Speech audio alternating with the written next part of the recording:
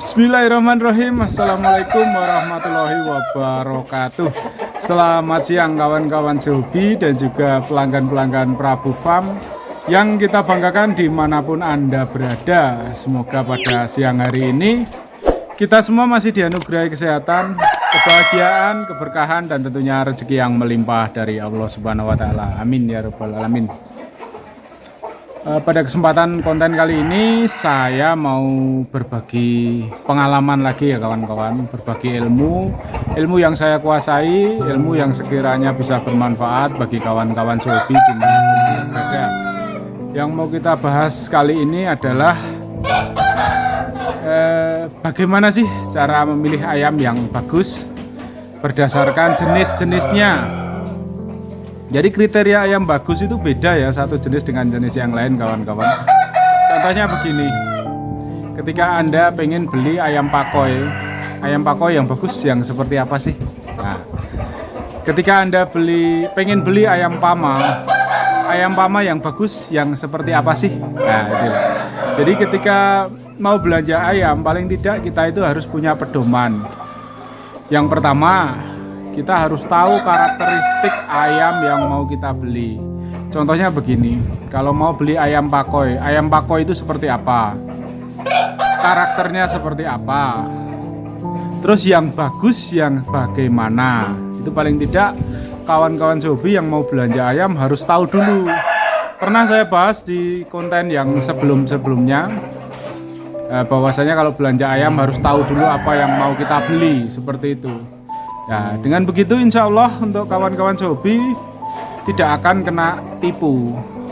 Karena apa? Karena zaman sekarang itu banyak sekali orang yang istilahnya berilmu, punya pengetahuan, tapi digunakan untuk kecurangan. Jadi untuk menipu orang lain yang sekiranya belum paham, cuma ikut-ikutan, tapi punya duit. Nah, jadi mau beli ayam pakoi, waduh, mungkin udah contoh aja ya, contoh kasus ya. Mau beli ayam pakoi, mungkin dia udah cari-cari di tempat-tempat, wah di farm-farm udah cari-cari dapat harga ada yang 10 juta, 15 juta, 7 juta misalnya seperti itu. Terus cari ada di penjual yang istilahnya menawarkan hanya 2 juta atau 3 juta. Wah, murah nih. Nah, seolah-olah seperti itu. Seolah-olah murah dan tertarik, pembeli itu tertarik dan membelinya. Padahal dia nggak paham sebenarnya pakoi itu seperti apa. Kecumannya karena harga yang miring, sedikit murah, akhirnya dia beli. Ya udah ya dapat, paling dia udah dapat ayam lah. Ini penipuannya penipu yang tidak frontal, masih dikirim ayamnya. Cuma kadang kualitasnya yang tidak sesuai harapan. Lah itu nanti akan merubah persepsi orang itu. Oh ternyata pakoi itu seperti ini ya. Padahal dia nggak tahu karakter dasarnya pakoi yang sebenarnya yang bagaimana, yang bagus yang bagaimana. Lah, itulah pentingnya paling tidak kita itu tahu dulu apa yang mau kita beli, seperti itu, teman-teman. Oke, tidak usah panjang lebar, langsung saja kita bahas ya. Yang pertama memang jenis ayam yang lagi ngetren, lagi banyak dicari yaitu pakoi. Pakoi itu yang bagaimana kita akan perinci sebatas pengetahuan saya. Insya Allah bermanfaat buat gambaran kawan-kawan yang istilahnya baru pengen piara ayam. Kalau untuk segi fisik, tampilan fisik atau tampilan wujudnya, untuk ayam saya tidak bisa menggambarkan ya kawan-kawan. Kemarin ada yang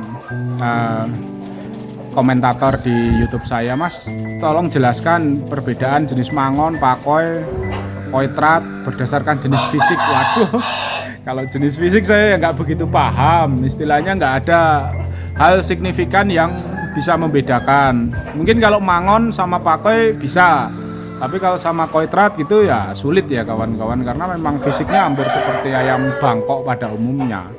Tidak ada perbedaan yang begitu drastis gitu, nggak ada. Oke, untuk ayam pakoi itu ya satu kawan-kawan yang harus paling dinilai adalah teknik. Jadi ayam pakoi itu memang harus teknik. Kalau ayam pakoi mainnya kontrol itu sudah bukan karakternya. Pakoi harus teknik. Jadi nyayap, ngelok, itu harus tekniknya bagus, bongkar seperti itu karakter pakoi seperti itu.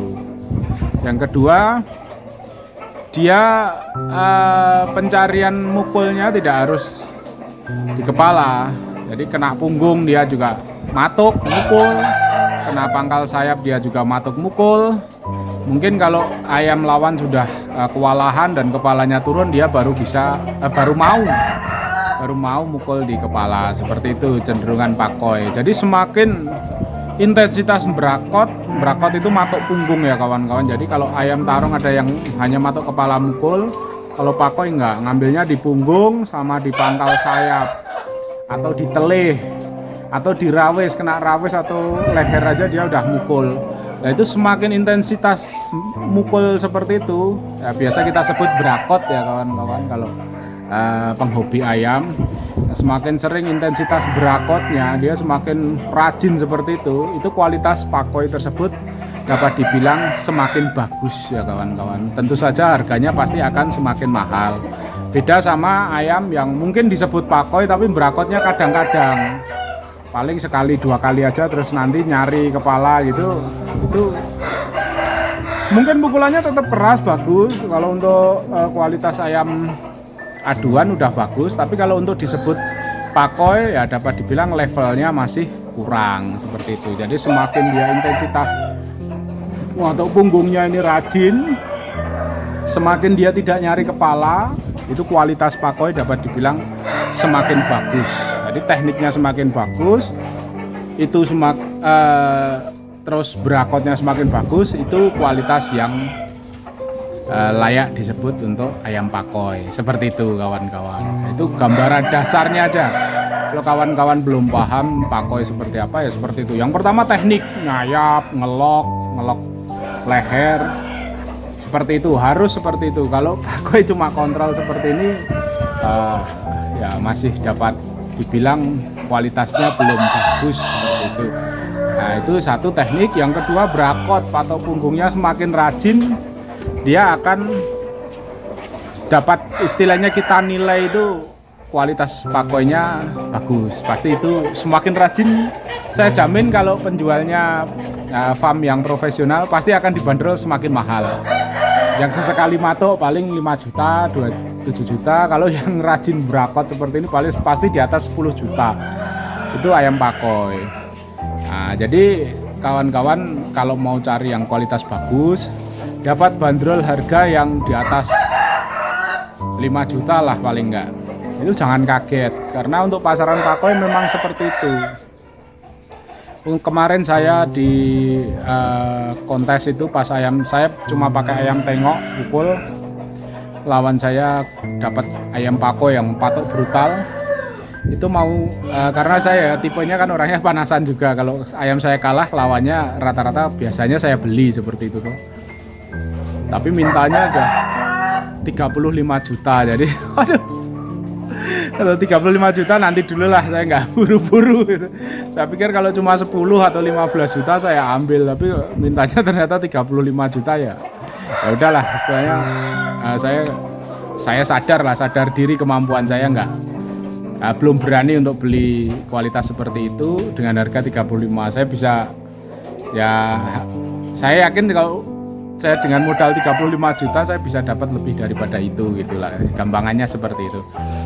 Jadi harganya memang cukup tinggi, jadi jangan kagetan ya kawan-kawan. Banyak sekali yang tanya ke WA saya, cari pakoi full berakot brutal, ada nggak mas? Ada, kirim fotonya mas, kirim videonya. Ya jangan buru-buru, harganya 7 juta, masuk nggak? Mahal sekali mas, 7 juta, waduh. Ya udah jangan cari pakoi lah, cari yang lain yang lebih murah atau yang sesuai kapasitas dompetnya. Jadi jangan terlalu dipaksakan. Kalau Anda punya persyaratan dalam mencari ayam, ya harus diikuti dengan kemampuan finansial yang mencukupi. Seperti itu ya kawan-kawan. Jadi kalau mintanya tinggi, kualitas yang tinggi, sediakan dana yang cukup juga, karena tidak ada peternak yang jual ayam bagus dengan harga murah. Itu saya rasa tidak ada. Kalau bisa nyetak ayam yang bagus, pasti pengen dijual mahal, pengen dijual tinggi ya, karena itu sebuah kepuasan ya, sebuah prestasi lah. Seorang peternak bisa mencetak yang bagus, itu prestasi. Jadi tidak akan rela kalau dibayar dengan murah, saya yakin itu. Jadi kalau kapasitasnya masih dananya di bawah 5 juta, jangan terlalu berharap lah cari pakoi yang full brutal seperti itu. Kapasitas harganya masih lumayan tinggi, itu pakoi. Durasinya terlalu panjang ini. Mangon, saya bicarakan sama pakoi sama mangon aja ya kawan-kawan. Untuk jenis-jenis yang lain nggak usah terlalu karena nggak begitu dominan. Untuk mangon yang bagus itu semakin anti lock. Anti lock itu ketika ditempel di lock dia bisa lepas mukul, itu semakin kualitasnya, level kualitasnya semakin tinggi, harganya biasanya lebih mahal, semakin mahal seperti itu. Itu satu, anti lock. Yang kedua, speed. Mangon harus speed, timpuk-timpuk. Jadi semakin dia nggak nempel paruhnya, semakin rajin nimpuknya, itu kualitasnya semakin bagus, harganya juga semakin tinggi. Untuk kategori ketiga, satu yang anti locknya semakin bagus, semakin mahal, timpukannya semakin rajin juga semakin mahal. Yang ketiga, akurasi dan kerasnya pukulannya keras dan akurasinya bagus. Kalau mangon di kepala-kepala, mata, paruh, pipi seperti itu. Jadi semakin cepat dia merusak kepala, biasanya harganya semakin cepat. Seperti itu kawan-kawan. Jadi mangon kalau pukul badan, aduh, itu udah kualitasnya diragukan ya kawan-kawan. Jadi kalau ada orang yang cari pakoi tapi yang bisa pukul dari depan mas, seperti itu, nah itu udah salah kaprah lah.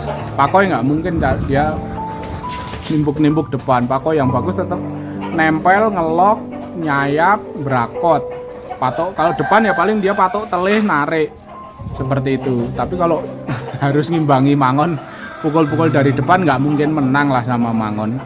Karena memang ayam itu semua ada kelebihannya, ada kekurangannya. Keunggulannya pakoi yaitu dia mau berakot, mau patok punggung, dia mukul badan. Kalau mangon kelebihannya ya cepet, akurasinya bagus di kepala-kepala. Kalau mangon akurasinya nggak bagus ya jangan dibeli lah, istilahnya seperti itu. Jadi dilihat lawannya. Kalau kita lihat video, dilihat lawannya. Ketika mangon itu mukul, lawannya seperti apa. Kalau ngefek kepalanya langsung geleng-geleng, apalagi sampai kena pukul tipam atau kejiling istilahnya, nah itu berarti mangonnya kualitasnya bagus seperti itu. Jadi kawan-kawan bisa lihat di video seperti apa ya mangon yang bagus, itu bisa dilihat seperti itu. Terus jaga jarak. Kalau jaga jarak tidak semua mangon ya kawan-kawan. Jadi mangon itu variasi permainannya luar biasa banyak. Ada yang jaga jarak. Jadi dia kalau didekati mundur lagi seperti itu ada. Terus ada yang di bawah di sini, di bawah leher lawannya ngelonceng seperti ini ada. Terus yang ngeslot didekati miring segini mukul, didekati sini miring ke sini mukul. Itu ngeslot seperti itu juga ada. Jadi untuk tipikal permainannya variasinya luar biasa banyak. Ada yang hit and run, lari keliling sambil nimpuk itu ada. Kalau untuk variasi seperti itu tinggal istilahnya monggo, bagaimana kawan-kawan kesukaannya bagaimana. Yang mau dicari yang tipikal yang seperti apa, tinggal silahkan sesuaikan. Itu tidak begitu pengaruh di harga. Yang jelas kalau mangon anti locknya, speednya, akurasi pukulnya. Kalau permainan selera masing-masing. Ada yang senang hit and run. Kalau saya paling males punya ayam hit and run terus terang ya. Karena saya pengen itu ayam ya diadu ya baku pukul lah. Jangan lari-lari seperti itu. Jadi cuma kayak lihat lomba ayam lari ya. Jadi saya nggak begitu senang terus terang. Tapi ada yang senang dan menghargai ayam yang seperti itu dengan harga mahal. Itu ada. Ya it's okay, namanya selera tidak bisa dipaksakan kan, seperti itu kawan-kawan. Itu untuk kategori pangon yang bagus. Kalau untuk pama mungkin ya seperti itu juga ya kawan-kawan. Ada yang jaga jarak, timpuk-timpuknya rajin. Kalau pama rata-rata ukurannya lebih kecil, di bawah 3 kg ya, sekitar 2,5 sampai 2,8. Itu yang bagus pama ukuran segitu. Kalau pama di atas 3 kg saya yakin gembrot, bobotnya terlalu berat, speednya nggak akan bagus. Kalau mangon memang agak besar, ada yang sampai 3,2 punya saya itu ada. Cuma speednya nggak begitu cepat. Keunggulannya pukulannya lebih berat ya, ayam bobot besar ya pukulannya lebih berat, wajar seperti itu. Jadi kalau untuk speed ya nggak mungkin bisa menang lah sama yang ukur 2,7, 2,6 seperti itu. Tapi kalau bobot pukulannya jelas dia lebih bagus karena ayamnya lebih berat seperti itu. Jadi selalu ada keunggulan dan selalu ada juga kekurangannya atau kelemahannya. Ya ada yang ayam yang sempurna itu tidak ada. Jadi pasti ada kelebihan kekurangannya. Tinggal kawan-kawan mau memilih karakter ayam yang bagaimana seperti itu. Oke, untuk konten kali ini sekian dulu. Durasinya udah terlalu panjang, 15 menit. Paling tidak semoga bisa memberikan gambaran bagi kawan-kawan yang benar-benar baru pengen piara ayam atau baru pengen beli ayam. Jadi paling tidak terjerumus, tidak keblondrok, tidak kena tipu.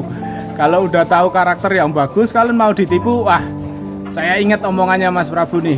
Kalau Pako yang bagus yang seperti ini. Ketika ditawarin nanti, wah ini bagus. Iklannya orang penjual, wah ini bagus ini.